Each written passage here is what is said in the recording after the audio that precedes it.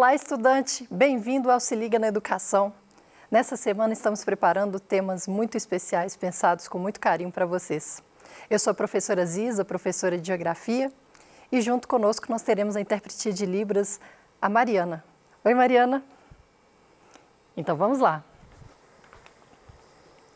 Dentro da temática do eixo Escola, Vida e Trabalho, criei essa proposta para vocês, cidadania e globalização. E, a partir disso, nós vamos pensar como que essa escola, essa vida, pode ser desenvolvida do ponto de vista que vamos trabalhar hoje. Então, na sequência, nós vamos falar sobre ser cidadão brasileiro, identificar as limitações para a população na busca de uma cidadania plena, essas limitações e esse contexto no mundo globalizado, entender que existe a possibilidade de um modelo democrático cívico e como alcançar a cidadania integral. Então, já começo perguntando para você, jovem, na sua busca da sua personalidade, com seus interesses, o que você se identifica? Quais pautas você se identifica? Quais pautas você pensa em defender? Assim, quando você chegar na sua vida adulta, quais bandeiras você quer levantar? E até mesmo as bandeiras que você gostaria de apoiar. É bacana, eu aprecio, acho interessante que existam esses movimentos, mas eu vou defender essas e vou apoiar aquelas. Quais pautas? Tem várias sugestões assim para vocês. Por exemplo, deixa eu colocar aqui a canetinha. Então, por exemplo, a gente pode falar sobre combate à violência. Como que a gente pode pensar as possibilidades do combate à violência contra, por exemplo, a guerra contra o tráfico de drogas? Quais possibilidades sociais existem para esses sujeitos? E sobre a saúde de qualidade gratuita, se essa é a sua pauta, você levanta essa bandeira? Esporte e lazer também são pautas sociais importantes, a gente pensar mais espaços de convívio, mais possibilidades de diferentes tipos de espaços esportivos. Igualdade de gênero. Eu, como mulher, me identifico, por exemplo, com a pauta da identidade de gênero, pois eu reconheço que existem espaços que ainda é estranho para mim como mulher e eu posso me sentir insegura. Existem olhares que não me fazem bem, que impedem que eu sinta bem nos espaços que eu circulo. A questão da igualdade de gênero também, de reconhecer que existem pessoas que, independente de quem quer que elas gostem, seja da comunidade LGBTQIA+, essas pessoas não podem ser julgadas por essa característica. Todos temos liberdade e direitos em sociedade. Então, se essa é uma bandeira também, é uma das possibilidades. Direito dos animais, os vegetarianos, os veganos, as pessoas que pensam, nossa, esse shampoo foi testado em animal, né? Combate a preconceitos, preconceito racial, preconceito até a gordofobia, por exemplo, as estéticas que o mundo possibilita e possibilitar mesmo um debate para mais diversidade. Combate à fome, questões solidárias importantes, acessibilidade e inclusão. É importante a gente lembrar que existem espaços que precisam ter mais inclusão, mais acessibilidade, para que as pessoas que têm as suas dificuldades passem por menos dificuldades, gastem menos tempo, menos energia para obter informações e se deslocar. Investimento em tecnologia e ciência, mobilidade urbana, até trouxe o meu capacete de ciclista, pois é uma pauta que é muito importante e cara para mim, pois como ciclista eu reconheço que é uma atividade física, é uma atividade saudável, que não faz mal ao meio ambiente e como uma pessoa que desloca com a bicicleta, é importante que as cidades, os motoristas saibam e reconhecer os espaços do ciclista com ciclovias, com iluminação pública, com respeito a essas pessoas que estão deslocando para seus trabalhos. Assim como a educação de qualidade, como professora, educadora, é muito importante, é um assunto muito caro para mim. Então, quais bandeiras você acredita que sejam tão importantes para a sociedade? Investimento, valorização da cultura, dança, hip hop, grafite, teatro, literatura, se tem patrocínio, se tem investimento, se tem promoção de festivais, a gente consegue apoiar essas atividades, essas realizações que fazem tão bem para a nossa saúde mental. Na pandemia a gente aprendeu a importância da cultura e precisamos valorizar a causa indígena, o meio ambiente, direito à moradia e saneamento básico, direitos trabalhistas, os sindicatos, a questão da gente diminuir o nosso individualismo e pensar coletivamente para alcançar mais conquistas coletivas. Então, dentro desse tanto de tema e muito mais, eu pergunto para você, será que é possível sermos cidadãos sem a participação política? Ziza, essa aula é sobre política? Eu não sei, esse negócio acaba dividindo muito a minha família. Eu não consigo entender, essas pessoas falam questões muito difíceis, muito distantes para mim.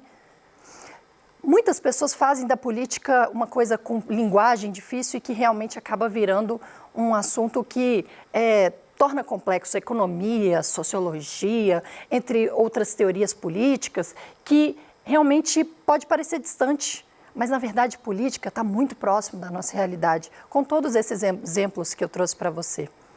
E vamos desenvolver esse questionamento durante a nossa aula. E te convido a refletir junto comigo se é possível ser cidadão sem a participação política. Cidadania, né? É o direito a ter direitos em seu território. É quando pessoas passam a se sentir parte de uma nação e de um Estado. Esse sentimento de pertencimento é muito válido para a gente pensar o que eu tenho de vínculo com esse espaço e com isso como que eu posso transformar as coisas. As pessoas estão em transformação e dessa necessidade dessa demanda da sociedade e percebendo que uma coisa é o que está no meu umbigo, na minha realidade, as minhas dificuldades, as minhas necessidades. Outra coisa é a gente abrir os horizontes e pensar, vamos trazer mais conforto, mais direitos para mais pessoas e com isso a gente poder desenvolver junto, né? Além de direitos, deveres também. Cidadãos temos deveres também. E aí, se a gente abre mão, por exemplo, da nossa escolha, se a gente não participa politicamente, o que acontece quando outras pessoas escolhem por nós? Aí eu coloquei essa mesa de um restaurante super farta, com várias opções, e até dá uma fomezinha pensar em tanta comida interessante, né? Mas por que eu trouxe a ideia da comida? Uma maneira de a gente comparar. Quando a gente permite que outra pessoa escolha por nós, a gente deixa de poder experimentar novas opções. Isso acontece na política. Se a gente, por exemplo, no dia das eleições, quando você tiver o seu título de eleitor, e você não sabe todos os candidatos que estão lá, você não está fazendo um bom exercício do seu direito de escolha. É importante a gente pensar, essa pessoa está na política há quanto tempo? Ela está encostada no cargo? Ela fez alguma coisa que eu não apoio? Aconteceu denúncia de corrupção com essa pessoa? Investigar essas informações e mais, a gente pensar essas opções, se elas realmente nos atendem. Por exemplo, a gente pode pensar, eu vou votar no mesmo pessoa que meu pai e minha mãe votam. Não, mas você tem suas demandas. Então, cada um de nós vai apoiar aquelas pessoas que realmente tenha essa identificação conosco. E se a gente, por exemplo, abre mão, é a mesma coisa que uma pessoa, você, diante de uma mesa farta, você pede, não serve para mim? Aí a pessoa pode pensar assim, vou guardar a lasanha para mim, então vou servir só arroz para ela. Tá bom, você pode gostar de arroz, mas a lasanha não é uma coisa diferente que você pode experimentar? Mas se o outro diz, não, você só vai comer arroz e eu quero essa lasanha para mim, então essa política, fazendo a metáfora, não vai ser justa com você. Você não vai conseguir alcançar as possibilidades. E dentro dessa ideia de democracia, a nossa democracia é muito jovem. Ela é de 1988, um pouco mais de 32 anos. Esses 32 anos, considerando que o nosso país tem mais de 500 anos de existência. Então, a gente pensar a nossa democracia é um processo. A gente muitas vezes pensa, nossa, a política dá tudo errado, é muita corrupção, nem sei por onde começar. Mas a gente tem que começar, porque ainda é uma fase de adaptação, de aprendizagem e, por isso, precisamos conhecer e participar.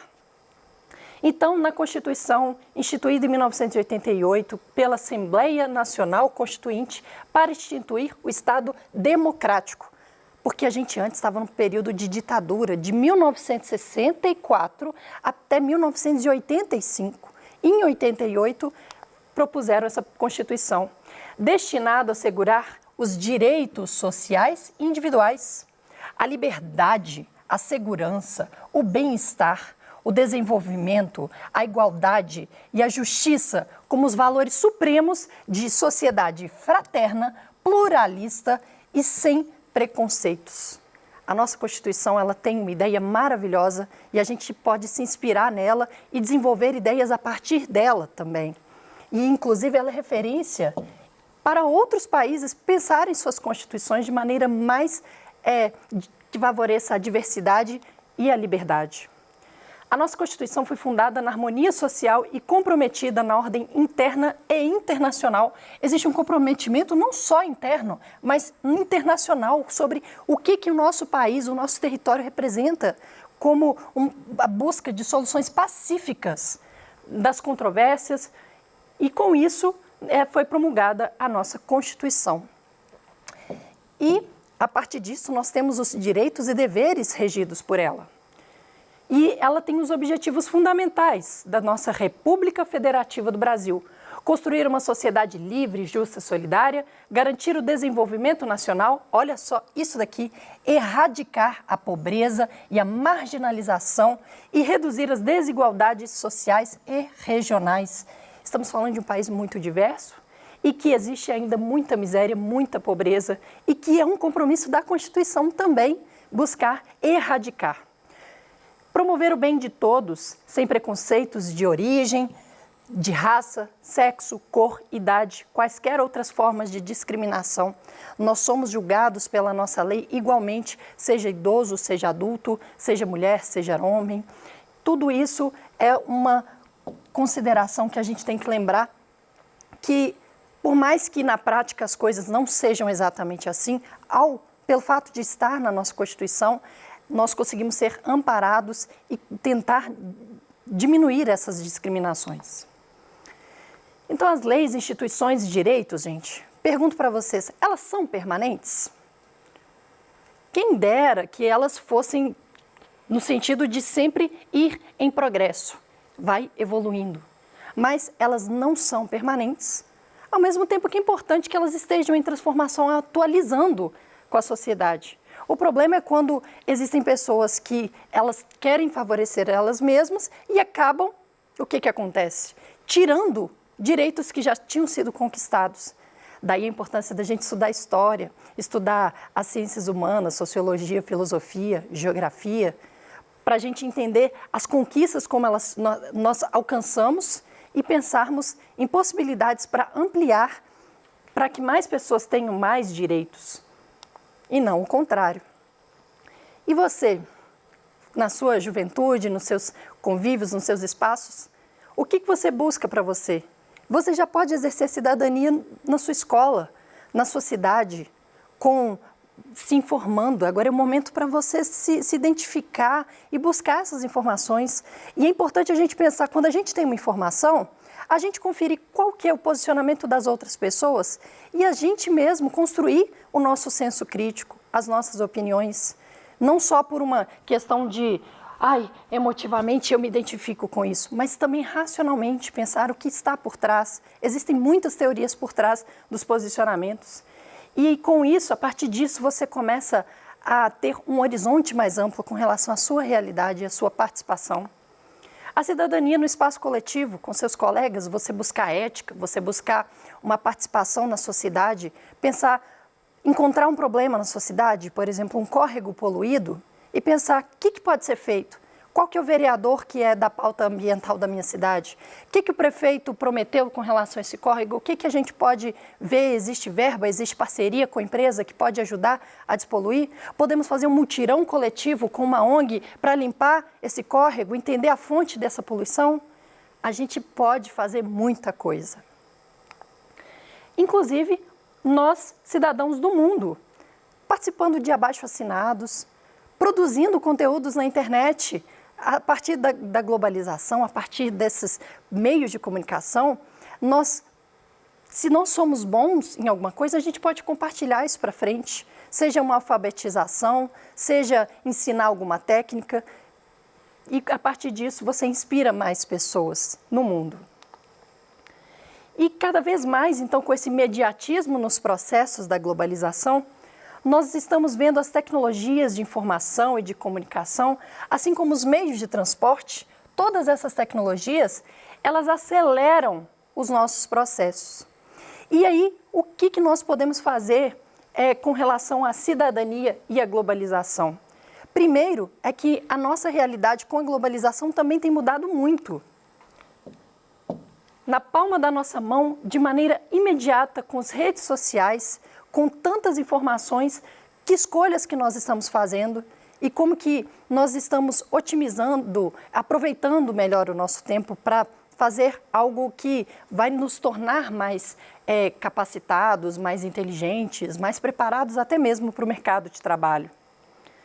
Ainda assim, o Brasil é um país muito diverso, com muitas desigualdades regionais e espaciais. Né? O Brasil, com sua extensão de mais de 8 milhões de quilômetros quadrados. Minas Gerais é tão extensa que é do tamanho da Espanha, um pouco maior do que a França.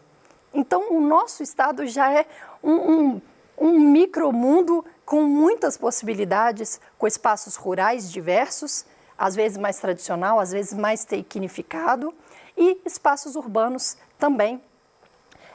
E a partir disso, por exemplo, as escolas do campo, elas também têm a sua especificidade, ela tem uma demanda, comunidade daquela população. Se não há, por exemplo, uma defesa da característica dessas populações, elas podem ser tratadas como se fosse uma escola tradicional e urbana, mas não, o espaço rural precisa de uma adaptação, um reconhecimento das suas demandas. Infelizmente, a gente vê a nucleação fazendo com que as pessoas tenham que deslocar para as grandes cidades e não ter as suas escolas do campo, né? E isso tem acontecido principalmente por uma demanda econômica que predomina sobre as demandas sociais. Essas demandas econômicas acabam sendo a voz maior dentro de um debate social.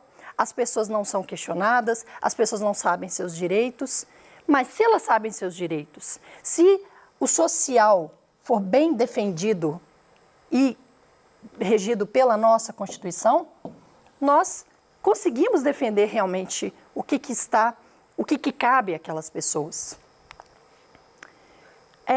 Os empregos deixam de existir com a mecanização e automação. Desemprego estrutural é o nome disso. Quando nós vemos que existe uma máquina que ela vai fazer o que uma pessoa poderia fazer, deixa de existir um cargo de trabalho. Então, a globalização afeta nesse sentido também. E com isso, o mercado de trabalho também está cada vez mais informal. Se as pessoas estão menos informadas sobre os seus direitos, se a crise econômica vira uma motivação para gerar corte de verbas, gerar tantas questões com relação ao mercado de trabalho, modificando as nossas leis trabalhistas, a gente também tem que dizer, não, chega de cortar verba, a gente precisa disso. Nós somos seres humanos, temos necessidades, direitos próprios e que eles são universais, né? E os direitos trabalhistas em favor da lucratividade acaba também sendo essa característica que mencionamos das grandes empresas e instituições. Quando eu falo grande empresa, eu não estou falando do empreendedor da cidade, estou falando de multinacionais que impõem o seu desejo. Então, por um lado, estamos vendo um modelo econômico que quer colocar o cidadão como consumidor, alienado. O que quer dizer alienado? É aquele que não questiona, que não sabe porquê da coisa. Ele simplesmente quer mais, quer comprar mais, quer manter um status. Tudo bem você querer estar bem consigo mesmo, mas você não questionar por que você veste aquela roupa, por que você precisa comprar uma coisa de marca, qual que é a maneira que as pessoas te veem por causa daquelas coisas. Se você está endividado pela consequência de ter a coisa e não de estar bem consigo mesmo com as suas finanças. o sentimento de individualismo, de competitividade, da meritocracia, ou seja, uma competição que no nosso contexto não faz, na nossa sociedade é muito injusta. Então essa meritocracia, ela acaba que não é uma competição justa. E uma visão de realidade simplificada, que a alienação vai ter a ver. Quando a gente começa, por exemplo, a tomar consciência da nossa história, saber que nós somos personagens de transformação desse novo modelo, que é o modelo cívico, nós conseguimos ver possibilidade de modelo democrático. Então, cidadão integral, solidário, justo, livre, com equidade econômica, com o necessário para poder viver de maneira digna, participação e informação na política. Então, com essa frase do Milton Santos, nós encerramos essa aula com uma reflexão para o nosso exercício da cidadania. Muito obrigada e até a próxima!